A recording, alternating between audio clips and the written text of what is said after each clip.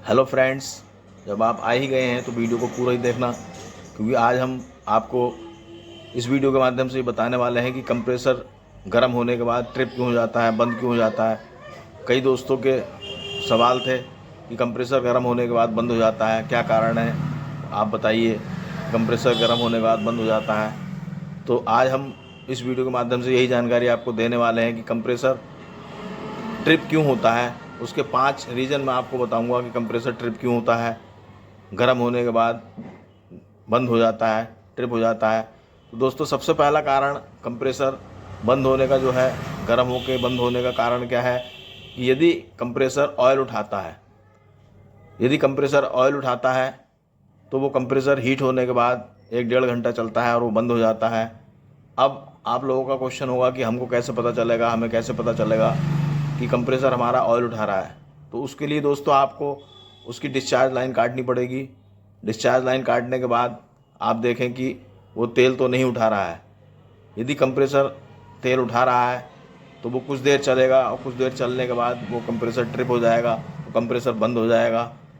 तो आप देखें उसको, प्रेशर लाइन पे हाथ लगा के देखें, उंगली लगा के देखें। जिस तरह से इसमें तेल अगर आ रहा है तो समझ लीजिए आपका कंप्रेसर फाल्टी है और आपको कंप्रेसर बदलना पड़ेगा, क्योंकि यदि कंप्रेसर ऑयल उठा रहा है तो कंप्रेसर चेंज ही करना पड़ेगा। और जब आप दूसरा कंप्रेसर उसमें लगाएं तो एक जानकारी मैं आपको दे दूं कि दूसरा कंप्रेसर जब भी आप उसमें लगाएं तो कंडेंसर को अच्छे से फ्लैश कर लें, कंडेंसर को अच्छे से फ्लैश कर लें। और हो सके तो नाइट्रोजन या सीटीसी का आप प्रयोग करें, ताकि आपका कंडेंसर बिल्कुल फ्लैश हो जाए, साफ़ हो जाए।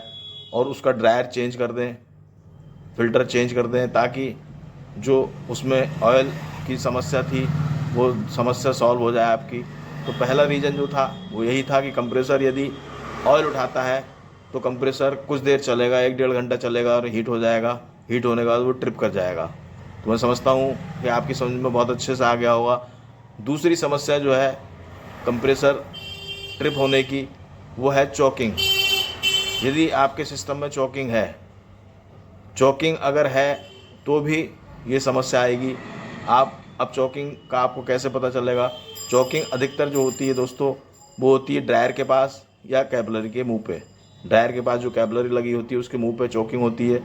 तो उसका जो समाधान है वो ये है कि आप ड्रायर बदलें, और ड्रायर बदलने के बाद आप गैस फिलअप कर दें। लेकिन हमने कई केस में देखा है कि हमने ड्रायर बदला, 1 आध दिन चला, उसके बाद फिर उसमें चॉकिंग। एक्सपीरियंस के अकॉर्डिंग कि आप जब यदि समस्या है चॉकिंग की तो आप उसकी कैपिलरी और ड्रायर एक ही बार में बदल दें, ताकि आपकी समस्या का समाधान हो जाए और सिस्टम अच्छे से तरह से कूलिंग करने लगे। क्योंकि यदि चॉकिंग है और हमने ड्रायर बदल दिया, कैपिलरी नहीं बदली, तो हो सकता है हमें बाद में उसकी कैपिलरी बदलनी पड़े। इसलिए एक ही बार में समस्या का समाधान कर दिया जाए तो बहुत सही रहता है। तो दोस्तों, आई होप आपको बहुत अच्छे से समझ में आ गया होगा कि चॉकिंग की वजह से भी कंप्रेसर जो है ट्रिप करता है। तीसरी चीज़ होती है दोस्तों, कारण होता है कंप्रेसर ट्रिप करने का, यदि ओवरलोड और रिले ख़राब है। यदि आपका ओएलपी और रिले ख़राब है तो भी ये समस्या आती है। रिले और ओवरलोड ख़राब होने पे ओवरलोड कंटिन्यू कट करता है, थोड़ी देर चलता है, थोड़ी देर बाद कट कर देता है और ये प्रॉब्लम आती है। उसमें हमिंग की आवाज़ आएगी, हमिंग की आवाज़ आती रहेगी कंप्रेसर के अंदर। देखिए, मैं आपको बताता हूँ किस टाइप से, जैसे इस टाइप से हमिंग की आवाज़ उसमें आती रहेगी। लेकिन कंप्रेसर प्रॉपर तरीके से नहीं चलेगा और कूलिंग उसमें नहीं होगी। तो दोस्तों, जब भी आप रिले और ओएलपी डालें तो अच्छी क्वालिटी की डालें, अच्छी कंपनी की डालें। क्योंकि ये जो लोकल कंपनी की होती हैं रिले या ओएलपी जो होते हैं, वो अधिकतर तो आधी तो ख़राब ही निकल जाती हैं। इससे बेहतर यह है कि आप अच्छे कंपनी की ओएलपी और रिले डालें। और दूसरी चीज़ ये है कि ओएलपी रिले बहुत जल्दी ख़राब होती है अमूमन। ख़ास तौर से मैं ओएलपी की बात करूँ तो ओएलपी तो अगर गिर जाता है तो भी वो काम करना बंद कर देता है और ख़राब हो जाता है। तो आप अच्छा ओएलपी और रिले का यूज करें तो आपकी ये समस्या का समाधान हो जाएगा। तो आई होप आपकी समझ में आया होगा। अब जो नेक्स्ट कारण है, चौथा कारण, जो चौथा कारण है, कंप्रेसर के पास जो फ़ैन लगा होता है, आपने देखा होगा डबल डोर फ्रिज में या डी फ्रिज में कंप्रेसर के पास जो फ़ैन लगा होता है, यदि फ़ैन की स्पीड सही नहीं है, फ़ैन की स्पीड यदि सही नहीं है तब भी ये समस्या होती है। या जो हमारा कंडेंसर लगा होता है उसमें बहुत ज़्यादा डस्ट जमी होती है, धूल जमी होती है, तब भी कंप्रेसर हमारा बार बार ट्रिप करेगा। तो उस कंडीशन में हमें क्या करना है कि कंप्रेसर के पास जो फ़ैन लगा है उसके बाद जो कंडेंसर लगा है उस कंडेंसर को अच्छे से साफ़ कर देना है। उसमें जितना भी कचरा है वो आपको साफ़ करना पड़ेगा। जो भी धूल है, जो भी उसमें कई बार पन्नी वगैरह उसमें चली जाती हैं, तो उसको प्रॉपर तरीके से आपको साफ़ करना है। और जब आप साफ़ कर देंगे तो तब भी यदि कंप्रेसर आपका ट्रिप कर रहा है तो आपको फिर ये देखना है कि उस जो फ़ैन लगा हुआ है उस फ़ैन की स्पीड कम तो नहीं है, या वो हल्के हल्के तो नहीं चल रहा है। या कई बार होता है कि कुछ टाइम फ़ैन चला, पंखा चला और वो बंद हो गया। उस कंडीशन में भी दोस्तों कंप्रेसर हमारा हीट होकर ट्रिप करेगा। तो आपको ये चीज़ देख लेनी है कि यदि फ़ैन की स्पीड सही है और जो उसमें कंडेंसर लगा है वो बिल्कुल प्रॉपर तरीके से साफ़ है या नहीं है। यदि कंडेंसर साफ़ नहीं है तो आपको कंडेंसर साफ़ करना होगा। हमने प्रैक्टिकली एक चीज़ मैं आपको बताता हूँ कि डबल डोर फ्रिज में कुछ फ्रिज ऐसे भी होते हैं जिसमें फ़ैन नहीं होता है, पंखा नहीं होता है। तो हमने क्या किया, उसमें एक फ़ैन लगाया, अलग से एक फ़ैन लगाया। हालांकि उसका जो कंडेंसर होता है इंटरनली होता है, बाहर नहीं होता है, फिर भी हमने उसमें एक फ़ैन लगाया ताकि कंप्रेसर जो है गर्म ना हो ज़्यादा। हमने उसको फ़ैन लगाया और एक दिन चलाया उसको प्रॉपर तरीके से, तो कंप्रेसर हमारा प्रॉपर तरीके से चलने लगा। और जो उसकी हीटिंग की समस्या थी, क्योंकि वो कंप्रेसर 1-1.5 घंटा चलता था और हीट होने के बाद कंप्रेसर कट हो जाता था, लेकिन हमने अलग से उसमें एक फ़ैन लगाया और देखा कि वो प्रॉपर तरीके से जो कंप्रेसर है वो काम करने लगा। क्योंकि कंप्रेसर का जो टेम्परेचर है उस टेम्परेचर से ज़्यादा टेम्परेचर अगर उसमें बनेगा तो कंप्रेसर हीट होके कट करने लगेगा।